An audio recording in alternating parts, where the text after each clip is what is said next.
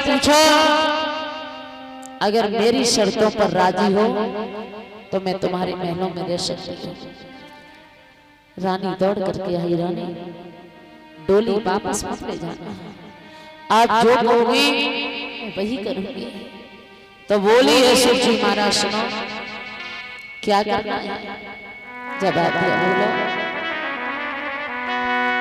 कि जाएगी लकोलेगा देव गजी की साड़ी।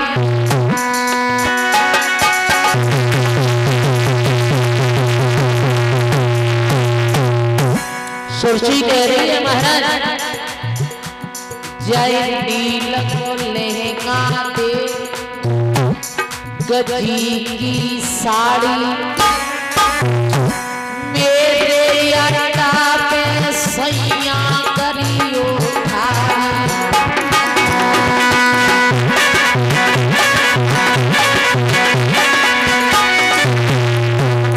नील का लहंगा होगा, गजी की साड़ी होगी, मेरी छत पर खड़ी होगी। फिर क्या करेगी? महाराज जो मिले पेट भरी खावे, एक सेर जो मिले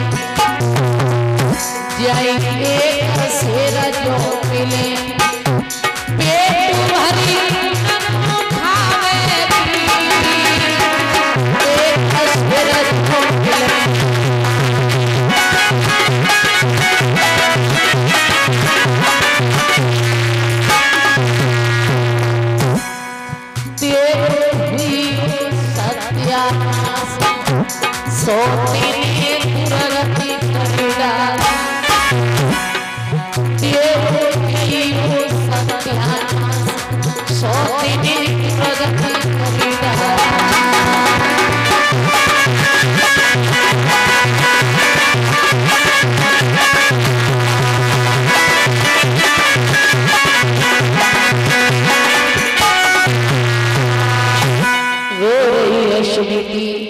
सुरजी कहने लगी, महाराज एक सोर जो दिए जाएंगे वो भी नमक के साथ होंगे, राजी है तो पूछ लो, उतर के आओ। सुनीति कहने लगी, उतर आओ, आज जो कहोगे मैं वही करूंगी। आज बड़ी रानी को एक शेर जो दिए जाते हैं, छत पर काग बिड़ाती है, छोटी रानी महलों में राज्य करती है। एक ही राजा की दो रानी थी, किस्मत बड़ी अलग अलग थी। एक इशारे पर हजारों दासियां लगी हैं और एक खाने के लिए रोटी तक नहीं है। एक इतना की बात, और तान पात शिकार खेलने गए, शिकार खेलते खेलते आधी रात्रि हो गई, लौट करके आया और तान पात रानी सो गई, दरवाजा खटखटा रहे हैं रानी, और कोई आवाज नहीं आ रही। फिर कहने लगे रानी, ओ सुरजी क्या हुआ? आरे सुखनी में सोए लाई भैया रानी,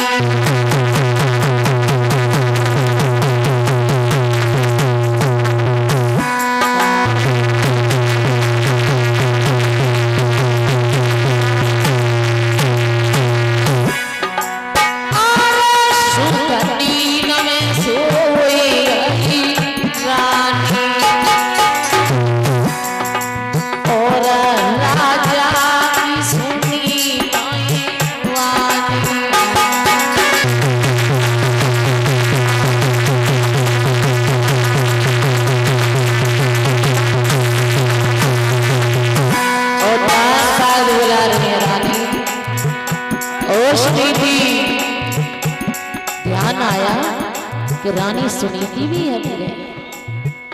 सुरजी का दरवाजा छोड़ दिया, कहने लगे आज मैं बड़ी रानी के पास चलता हूं। जैसे ही छत पर पहुंचे दरवाजा खटखटाया, सुनीति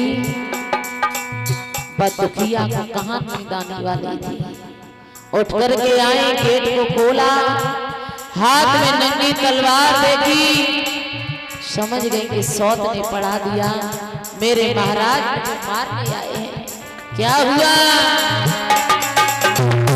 अरे तेरी आत्मा में आती सुनी थी गवारानी, तेरी आत्मा में आती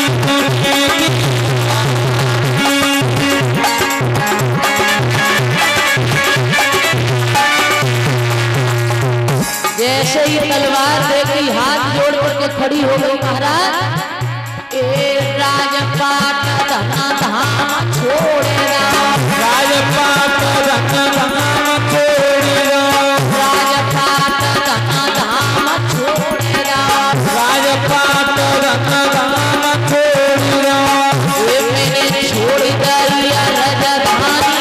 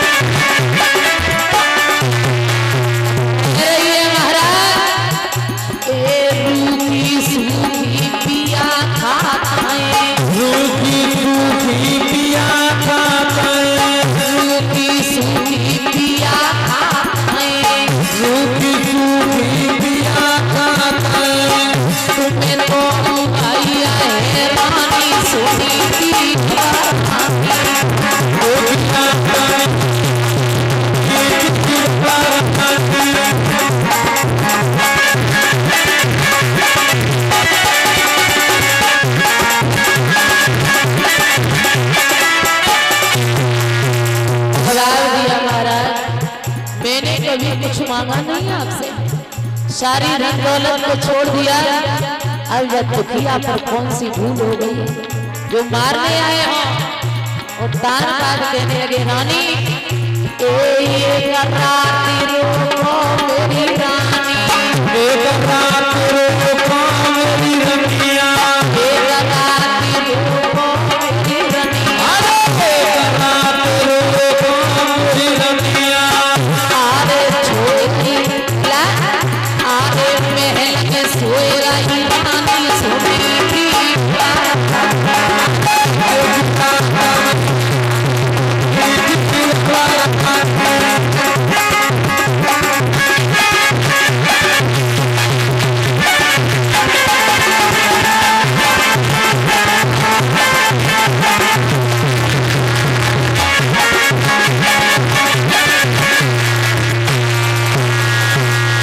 और दान बाद कहने लगे रानी नीचे महलों में छोटी रानी सो गई, मुझे एक रात रुकना है आपके पास। उस रात्रि को दान बाद रोके। किस्मत की बात तो भाग्य की बात, इधर रानी सुनीति गर्भवती होती है। दोनों रानियां गर्भवती हुई। किस्मत एक ही राजा की दो रानी थी, किस्मत बहुत अलग अलग थी। एक ने किया गर्भ धारण, उस दिन से पलक न छोड़ा था। एक रानी ने रात दिन खेतों का अनाज बटोरा था। दोनों रानियों की कोख से एक एक पुत्र पैदा हुआ।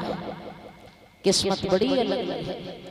एक का राजकुमार कहकर पलनों में पाला जाता है, एक दुखिया का पुत्र सुलाने के पत्तों पर डाला जाता है। सुनीति के बेटा का नाम ध्रुव, सुरुचि के बेटा का नाम उत्तम रखा गया। दोनों बेटा कुछ बड़े हुए तो एक दिन की बात ध्रुव उत्तम के साथ महलों में खेलने चले आए। ध्रुव की सुंदरता को तानपाद ने देखा, अपने पास बुलाया, कहा लाला आपका नाम क्या है? जवाब ध्रुव। पिता का? बोले पिता का तो पता नहीं, मैया का नाम सुनीति है। समझ गई ये मेरा ही बेटा है। उठाकर के सीने से लगा दिया। इधर सौत ने देखा कि मेरा बेटा जमीन पर खड़ा है और सौत का सीने से लगा है। दौड़ करके आई, ध्रुव की कलाई को पकड़ा, एकदम से झटका दिया। उरे दुष्ट, जब गोदी में ही बैठना था तो मेरी कोख से जन्म लेकर के आता, ये गोदी तेरे बाप की नहीं है। ध्रुव रोते रोते रोते रोते चले गए। मैया ने सीने से लगा दिया, लाला तुझे किसने मारा है? बेटा ध्रुव सीने से लग करके पूछ रहे, माँ एक बात बता दो, मेरा पिता कौन है? मैया धैर्य बता रही है, लाला तुम्हारे पिता परम पिता परमात्मा है। वो कहाँ है माँ? जवाब दिया, जब बड़े हो जाओ तो वन में जाकर के तपस्या करना, तब तुम्हें तुम्हारे पिता के दर्शन होंगे। ध्रुव कहने लगे, मैं तेरी गोद में आकर के तभी बैठूंगा जब अपने बाप की गोद में बैठ लूंगा। मैया रो रही है, समझा रही है, लाला ना जाओ ना जाओ। ध्रुव मान नहीं रहे। आरे ललावे रागी हुई गए, ओ बारी उमारिया। ललावे रागी गए, बारी उमारिया।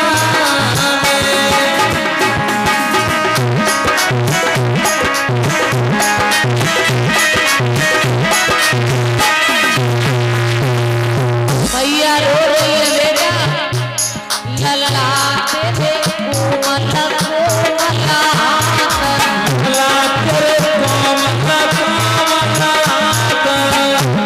ललाटे हलको सोहेगा ललाटे हलको सोहेगा ललाटे कोमल कोमल ललाटे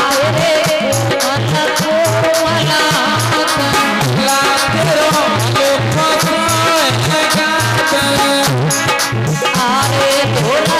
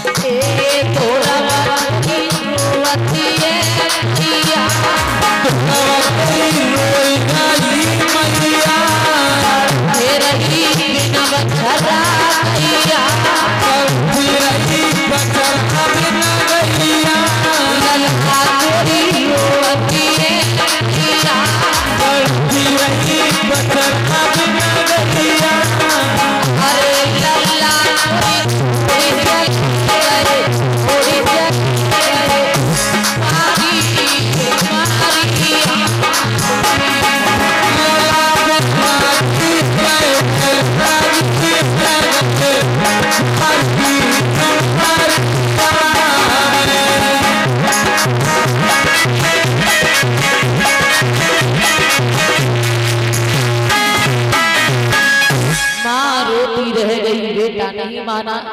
छोटे छोटे हाथ हैं, छोटे छोटे पांव हैं, घुंघराले बाल हैं, चटकीली चाल है। बढ़ते जा रहे हैं वन की तरफ। नारद जी मिले, कहने लगे रुक जाओ, कहाँ जा रहे हो? वन में कोई चीता भालू शेर तुम्हें खा जाएगा। ध्रुव कहने लगे मैं परम पिता परमात्मा से मिलने जा रहा हूँ। नारद जी कहने लगे तुमने कोई गुरु बना लिया है, क्योंकि बिना गुरु के भगवान का दर्शन कभी नहीं हो सकता। गुरु बिन भव निधि तरैन कोई, और चैन शंकर सम होई। तो ध्रुव बड़ी चतुर खोपड़ी के थे महाराज। दंडवत प्रणाम किया, कहने लगे आज से आप ही मेरे गुरु हो। गुरु मंत्र लिया और आगे बढ़े। जाकर के इतनी घोर तपस्या की कि इंद्र का इंद्रासन ढलने लगा। इंद्र ने अपनी अप्सराओं को भेजा, जाओ रंभा और ऋषि मेनका जाकर के ध्रुव की तपस्या में विघ्न डाल दो, टिका दो इसे तपस्या से। कोई माँ बन करके रो रही है, कोई सखी बन करके नाच रही है, लेकिन ध्रुव आंखें नहीं खोल रही है। उसके बाद इतनी घोर तपस्या की, भगवान ने स्वयं आकर के ध्रुव को गोद में बिठाया। कहा बेटा आज से मैं तुम्हारा पिता और तुम मेरे पुत्र हो। 5 वर्ष की अवस्था में भक्त ध्रुव ने भगवान का दर्शन किया था। बोलिए गोविंद भगवान की। लौट करके आए तो जादना से ध्रुव गए थे। मैया सुनीति का बहुत बुरा हाल है।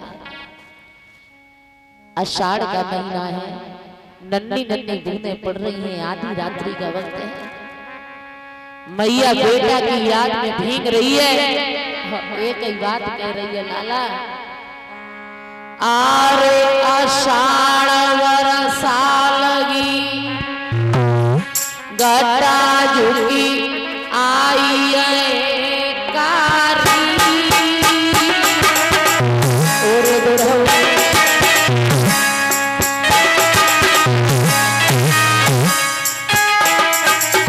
रात्रि में माँ अपने बेटा की याद में फपक फपक के रो रही है। लाला मुझे सौत ने घर से निकाल दिया, कष्ट नहीं हुआ था।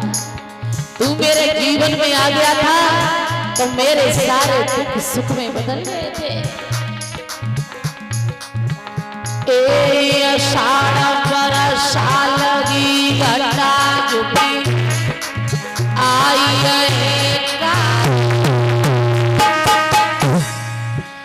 और अकेलो कैसी रहे धुरवा मेरो बेटा होता।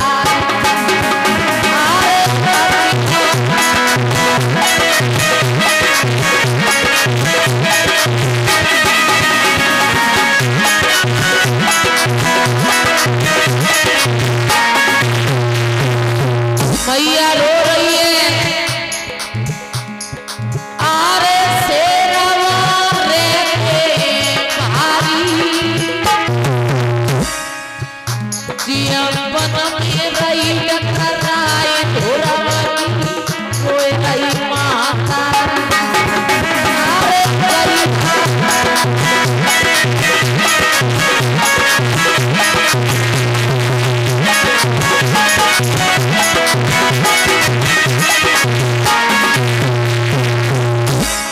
आरे के दर्शन देखो छैया,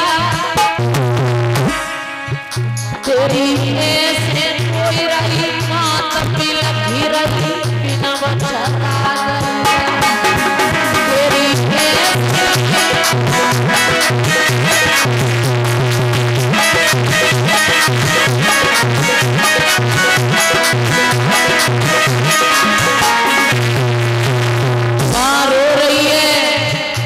ध्रुव तब तक आगे कहने लगे, माँ ओ मैया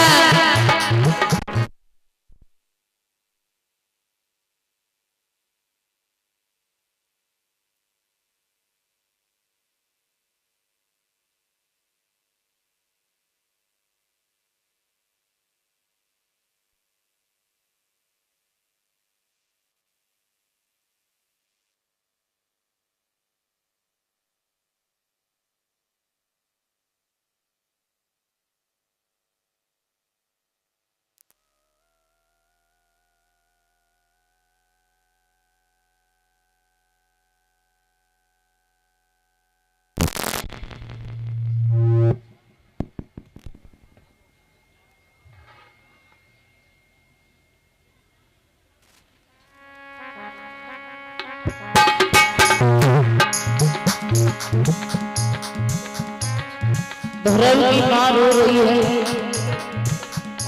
ध्रुव आकर के मैया को समझा रहे हैं, माँ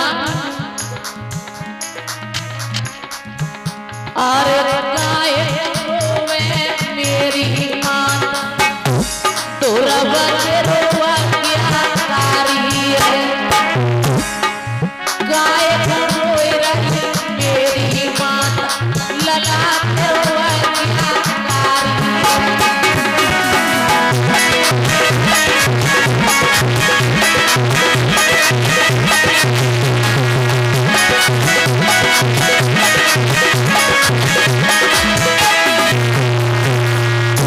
ध्रुव ने मां को धैर्य बंधाया, सुरची के पास